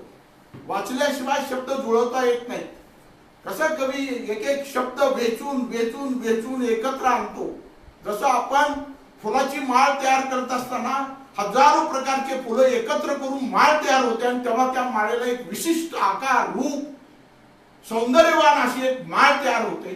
तसं कवी समाजातील, पुस्तकातील अनेक लोकांच्या विचारातील शब्द मोत्यासारखे निवडून तो कवितेमध्ये घालतो आणि त्या कवितेला एक चांगला रंग, रूप, अर्थपूर्ण अशी कविता निर्माण करतो की ज्या माणसाच्या हृदयाला पाजर फुटेल, करुण रस फुटेल, प्रेमरस फुटेल किंवा हास्यरस असेल. असे वेगवेगळ्या पद्धतीच्या कवी अहो बहिणाबाई काय शिकली होती का? पण बहिणाबाईंनी गुरु राखत सुद्धा शब्दाची कशी जुळवणी केली आणि त्या शब्दाच्या जुळवणीतून कविता कशी बाहेर पडली आणि समाजाला उपदेश केले. हे मन आहे, हे मन कुणाच्या ताब्यात असत नाही. बहिणाबाईंनी सांगितलं. अनेक कवी सांगतात. म्हणून म्हणलं की तुझ्या जीवनाचे शिल्पकार तू स्वतः आहेस. मित्रो, आज महिना झाला जवळपास आपण या कोरोनामुळे घरात बसतो. मी बऱ्याच लोकांशी संवाद साधतो किंवा तुम्ही काय केलात, काय करावं सर, वेळच जात नाही, झोपलो, जेवण केलो, पिक्चर बघितलो, टीव्ही बघितलो. अरे पण वाचन केलास का? 4 ओळी काही लिहिलास का? आहे ते आपल्याला जमत नाही सर. किती दुर्दैवाची गोष्ट. संधी मिळाली सर, या महिन्यामध्ये एक पुस्तक तयार होऊ शकते. जर खरं पाहिलं तर तुम्हाला भरपूर वेळ आहे, घरामध्ये आहात, तुमच्या घरामध्ये जेवणाची, खाण्याची, पिण्याची सगळी व्यवस्था आहे, पण तुमच्या हातामध्ये कलम येत नाही, तुम्ही लिहू शकत नाही, एखादी पुस्तक वाचू शकत नाही. किती दुर्दैव आहे. परंतु कदम सराची ही धडपड कोण करते? धडपड सर मी अनेक व्यक्तीला पाहिले जीवनामध्ये. मी इथपर्यंत कसा आलो, या पुस्तकामध्ये लिहिलेल्या अनेक शब्दाला शब्द माझ्या जीवनाशी जुळलेले आहेत.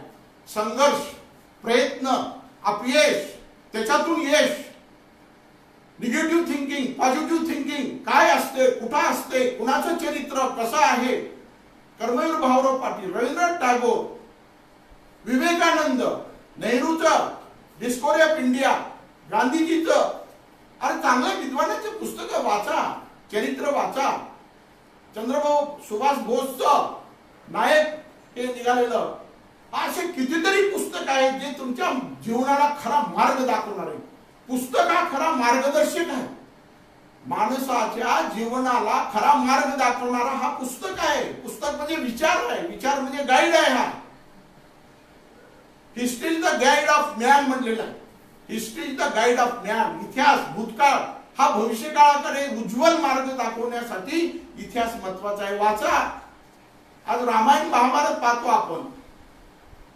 नीतिमत्ता काय आहे, बंधुप्रेम काय आहे, पिताप्रेम काय आहे, पती पत्नी प्रेम काय आहे, त्याग कशाला म्हणतात, मूल्य कशाला म्हणतात, नीती कशाला म्हणतात, धर्म कशाला म्हणतात, अधर्म कशाला म्हणतात. हे किती भयानक आहे. आज आपण पुण्या युगात वापरत आहोत, कलियुग म्हणतो आपण. पदोपदी अत्याचार होतात महिलांवर. किती भयानक आहे. आपण एकीकडे महिलांची पूजा करतो, दुर्गा म्हणतो, माता म्हणतो, आणि दुसरीकडे आपण तिच्यावर अत्याचार करतो, अन्याय करतो. ती कुणाची बहीण आहे, कुणाची आई आहे, कुणाची पत्नी आहे, याचा विचार करत नाही. हे केव्हापर्यंत सुधारणार नाही? जोपर्यंत तुम्ही वाचणार नाही, जोपर्यंत तुम्ही मंथन करणार नाही. जेव्हा तुमच्या मनामध्ये फ्रस्ट्रेशन येतं, नैराश्य येते, त्यावेळेस तुम्ही शांत बसा. मनशांती म्हणतो आपण त्याला. मनशांती एक मासिक आहे सर, महिन्याला माझ्याकडे येते. मनशांती पुण्याहून निघते का आश्रमात. मनशांती त्याच्यात असे सांगितलेले एक मन नैराश्याच्या काळामध्ये काय करायला पाहिजे माणसं. शांत डोकं ठेवून, शांत डोळे मिटून बसा. विवेकानंद काय म्हणतात, जेव्हा मला उद्विग्नता येते, निराशा येते, राग येतो, तेव्हा मी पुस्तक वाचतो. राधाकृष्ण काय म्हणतात, जेव्हा मला उद्विग्नता येते, निराशा येते, तेव्हा मी खोलीत बंद करून घेऊन मध्ये चित्र काढत बसतो. हे काय कलाकृती आहे. हे माणसाच्या जीवनाला कलाटणी देणं. रागावर विजय करा तुम्ही. राग, षडऋतू जे आपल्या जीवनात आहेत, ते षडऋतूचा नाश करा. तोपर्यंत तुमचं जीवन यशस्वी होणार नाही. तेच त्यांनी सांगितलं की जीवनामध्ये यशस्वी व्हायचं असेल तर प्रयत्न करा. दैववाद हा वेगळा आहे, त्याच्यावर वेगळं व्याख्यान तयार होऊ शकतं. दैववादावर गेरे हारी पलंगावरही शक्य नाही. प्रयत्न आवश्यक आहे. गुणवंत यादी त्याला, विद्यार्थ्याला घरात झोपून जमत नाही, त्याला अभ्यास करावा लागतो, सतत प्रयत्न करावे लागतो. माणसाला तसंच आहे जीवनामध्ये. योगा करा, ध्यान करा, ध्यानधारण करा, चिंतन करा, मनन करा, व्यायाम करा, शरीर सुदृढ ठेवा. तुम्ही निरोगी राहाल तर तुमचं मन निरोगी राहील, तुमचे विचार निरोगी राहतील. समाजमध्ये वावरताना तुम्ही एकमेकाला विचार प्रदान करता. भाषा काय आहे. जेव्हा तुम्ही वाचणार नाही पुस्तक, तुम्हाला भाषा कळणार नाही. शुद्ध कशी भाषा वापरावी, आपल्या भावना दुसऱ्याला पोहोचण्यासाठी जे माध्यम म्हणून वापरले जाते ती भाषा असते. मग ते कोणत्याही भाषेतील असेल, तेलुगू असेल, कन्नड असेल, इंग्रजी असेल, मराठी असेल, काही असेल, पण ते वाचल्यानंतर अवगत होऊ शकते. वाचनाचे काही अवगत होऊ शकत नाही. वाचन हे आवश्यक आहे आणि म्हणून वाचलं पाहिजे. ही धडपड आहे आज कदम सरांची. 215 लोकांचे व्याख्यान इथं बाहेरच्या मोठमोठ्या व्यक्ती, चांगले विद्वान, विचारवंत आले, पण भाषण ऐकायला कोणी येत नाही, वेळ नाही. का बरं म्हटलं तर आता नाही हो, आमची ती सिरियल आहे माझ्या नवऱ्याची बायको बघायची आहे, पण ते महत्वाचं नाही, पण हे महत्वाचं आहे का नाही ते बघायचे. आई मुलाला म्हणते, मुलगा म्हणतो आई मला हे कळणार गेले, जरा सांग पुस्तक. अरे बस गप, ही आज सिरियल आहे, मला ते बघू दे, तुझं पुस्तक नंतर. वडिलाला वेळ नाही मुलाशी संवाद साधायला. अहो ह्या कितीतरी गोष्टी आहेत जीवनामध्ये, दररोजच्या जीवनात आपण हे बघतो, पाहतो. आणि म्हणून मित्र हो, या सगळ्या जीवनातून मार्ग काढण्यासाठी वाचन हे आवश्यक आहे. विद्वत्ता, ज्ञान, विचार प्रगल्भ करा.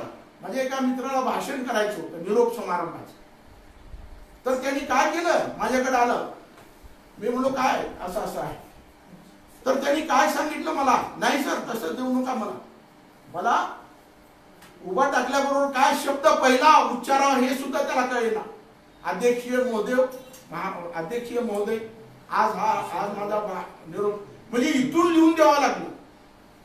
किती भयानक परिस्थिती आहे मित्र हो. तर आता आम्हाला 2 प्रश्न आले मित्र, याच्यावर गौर करा. मला हा उपक्रम इतका आवडतो, परंतु मी भाषण देतो, बोलतो तसा चालत नाही सर, माझी चूक वाटते. कदम सरांनी मला नेहमी आमंत्रित करतात, हे मला माहित आहे, पहिला सोमवार, तिसरा सोमवार, पण कुणातरी कामात गुंतल्यामुळे मला ते कार्यक्रम अटेंड करता येत नाही. मी स्वतः पुस्तक या भेट देऊ इच्छितो. मागे दिलेलं आहे मी भाऊसाहेबाच्या, रामचंद्रराव पाटलाच्या वर मी जेव्हा पुस्तक लिहिलो ते त्यांना 50 पुस्तकं दिले. तिवारी साहेबाच्या काळात तिवारी साहेबावर पुस्तक लिहिलं त्यांना. आता मी एक स्वतः लिहिले शैक्षणिक विचारवंत, ते मला 25 पुस्तकं द्यायचे, वेळ मिळत नाही. परंतु आज वेळ भरपूर मिळाली आणि या वेळेचा मी सदुपयोग केला. बरेच लोक विचारतात सर तुम्ही रिटायरमेंट नंतर काय करता, काय मी पुस्तक लिहितो. माझं आत्मचरित्र आता 30% आले सर. मी माझं स्वतःचं आत्मचरित्र लिहित आहे या दिवसात सुट्टीमध्ये, शिल्पकार या नावाखाली. माझ्या आत्मचरित्राचं टायटल आहे शिल्पकार. मी गौंडी समाजातला आहे, शिल्प घडवतो. माझे वडील मूर्त्या घडत होते, शिल्पकार. मी एक शिक्षक आहे, विद्यार्थी घडवतो, मी शिल्पकार आहे, शिल्पकार. या टायटल खाली माझं जीवनचरित्र लिहित आहे आणि ते जवळपास मी या सुट्टीच्या काळामध्ये दररोज सकाळी फिरून गेल्यानंतर 8 ते 12 मी लिहिल्याशिवाय 1 मिनिट दुसरीकडे जातो. हे व्रत आहे माझं, मला काहीतरी करून दाखवायचं आहे जीवनामध्ये. आणि म्हणून पुढच्या पिढीला काहीतरी माहित व्हावं, माझा समाज काय आहे, आम्ही कुठून आलो, कसे होतो, हे कळावं पुढच्या तरुण पिढीला. हा माझा अट्टास आहे. आणि म्हणून मला या प्रसंगी बोलवलं. पण मला खरं म्हणजे हावगी स्वामींचे मराठी विभाग प्रमुख ज्यांनी प्रश्न विचारले, व्यक्तिमत्व विकासासाठी याचा काय संबंध आहे, याचं उत्तर मी फार मार्मिक देऊ शकला असतो, परंतु सरांनी दिलं चांगलं. व्यक्तिमत्व विकास हा एका अंगावर अवलंबून नसतो, त्याला विविध अंगाचा विचार करावा. भावनिक अंग आहे, शारीरिक अंग आहे, मानसिक अंग आहे, नैतिक अंग आहे, हे सगळ्यांचं करावं. माझं जे प्राचीन काळातील शिक्षण या विषयावरला जो ग्रंथ आहे त्याच्यात मी शेवटच्या चॅप्टरमध्ये व्यक्तिमत्व विकासावरच एक चॅप्टर लिहिलेला आहे आणि चित्र काढून मी त्याचे स्पष्टीकरण दिलेलं आहे. व्यक्तिमत्व विकासावर त्याला कोणत्या अंगाची गरज आहे त्याचं उत्तर मी तामणकरांना चांगलं दिलं असतो, पण जाधव सरांनी सुद्धा समाजकारण दिलेलं आहे. आणि एक मानस लहरी म्हणून पुस्तक वाचण्यात आलं मला, याच धर्तीवर आहे मानस लहरी. मधुमती पाटील ती धुळ्याचे आहेत, प्राध्यापिका आहेत मानसशास्त्राच्या. ते एक पुस्तक अत्यंत चांगलं आहे. मी माझ्या ग्रुपमध्ये गुड मॉर्निंग क्लबमध्ये 5-6 लोकांना दिले ते पुस्तक वाचण्यासाठी, मानस लहरी. तर अशा पद्धतीने मला खूप तळमळ आहे, वाचलं पाहिजे, बोललं पाहिजे, विद्यार्थ्यापुढे, व्यक्तीपुढे या संदर्भात तळमळ आहे. जशी कदम सरांची तळमळ आहे त्यांच्या ग्रुपची तळमळ आहे. तसं मला इथं संधी दिली आज. मला खूप बोलायचं आहे, पण वेळ अभावी मला आटोपतं घ्यावं लागतं. तर जाधव सरांनी जे मांडले विचार अत्यंत योग्य आहेत. दररोजच्या जीवनाशी संपर्क मध्ये येणारे प्रसंग आहेत, त्याच्यावर मात केली पाहिजे. जेव्हाच्या तेव्हा प्रश्न सोडवले पाहिजेत, त्याला मागे टाकता कामा नये असं त्यांनी त्याच्यातून सांगितलं. तरच जीवन अतिशय सुंदर आहे. एका कवीनं लिहिलेलं आहे, जीवन फार सुंदर आहे आणि ते तुम्ही जगा, आनंदाने जगा असं म्हणलेलं आहे. तेव्हा मला इथं बोलवलात, सत्कार केला, अध्यक्षस्थान दिला, त्याबद्दल मी या कवितेच्या बनात संवाद चळवळीचे आभार मानतो. कदम सरांचे विशेषतः आभार मानतो आणि मी इथंच थांबतो. धन्यवाद. जय महाराष्ट्र. धन्यवाद सर. या फेसबुकच्या माध्यमातून पाहणाऱ्या सर्व श्रोत्यांचं मी मनपूर्वक ऋणी आहे. आपण सर्वजण पाहत आहात, अनेक कॉमेंट्स मला येत आहेत आणि आपल्या या कॉमेंट्स, आपलं हे पाहणं आमच्यासाठी खूप मोठी प्रेरणा आहे. तर या ठिकाणी मी जाणीवपूर्वक सांगतोय, आमच्या चला कवितेच्या बनाच्या वतीनं प्लॅस्टिक मुक्तीचा कार्यक्रम गेल्या 5 वर्षापूर्वीपासून आम्ही चालू ठेवलेला आहे. आम्ही प्रत्येक कार्यक्रमामध्ये येणाऱ्या पाहुण्यांना या कॉटनच्या पिशव्या आपण भेट देत असतोय. तर अध्यक्षांना एक द्यायची राहिली आणि संवादकांना द्यायची राहिली, त्यांना धन्यवाद. आणि या ठिकाणी डोळेताई पाहायला लागलेले. खरं पाहिलं तर डोळेताईंची आम्हाला सातत्यानं मदत मिळत असते, त्यांची प्रेरणा आम्हाला मिळते. ताई आपण आहेत, आमच्यासाठी खूप मोठी प्रेरणा आहे. डोळे सरांची आठवण आपल्या निमित्तानं आमच्या डोळ्यासमोर सातत्यानं जिवंत आहे.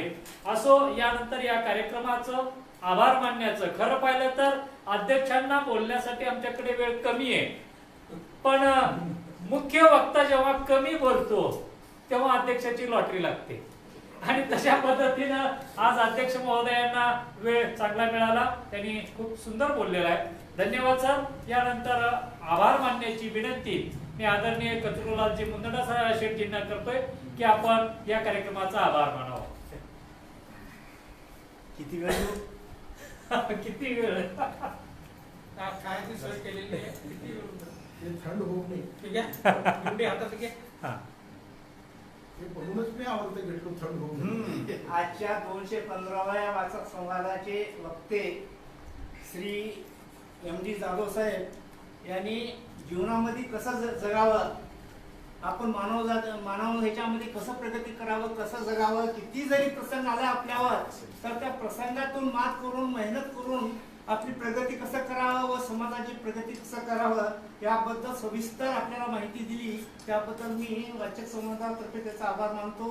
त्याचप्रमाणे आजचे आपले लाभलेले अध्यक्ष श्री डॉक्टर शिवाजीराव सर यांनी पण सविस्तर आपलं कसं जगावं, कसं राहावं, पुस्तकातून कशी माहिती घ्यावं, पुस्तक कसं लिहावं याच्याबद्दल पूर्ण माहिती देऊन आम्हाला मार्गदर्शन केलं व सगळ्या श्रोत्यांना सांगितलं, मार्गदर्शन केलं. त्याबद्दल सगळं सरांचा मी आभार मानून आजचा कार्यक्रम संपलाच जायचा. धन्यवाद. सर्वांना विनंती आहे, आपण या कोरोनाच्या पार्श्वभूमीवर घरातच राहावं, घरातनं कृपया बाहेर पडू नका.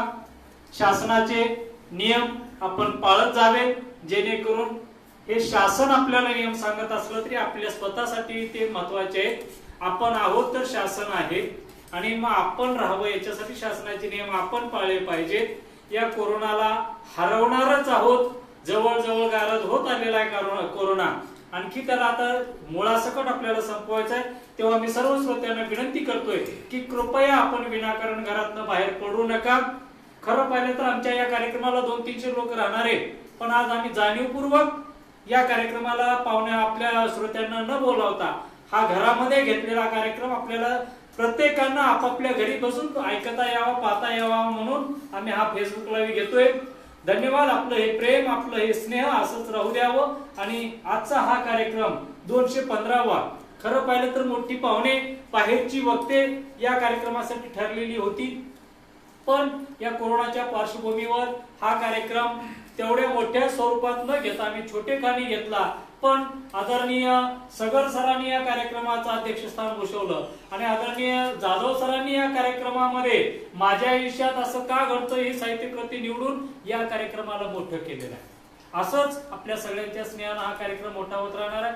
पुढचा कार्यक्रम 4 मेला आहे आणि 4 मेला जर लॉकडाऊन उठलं तर हा कार्यक्रम जाहीर असेल.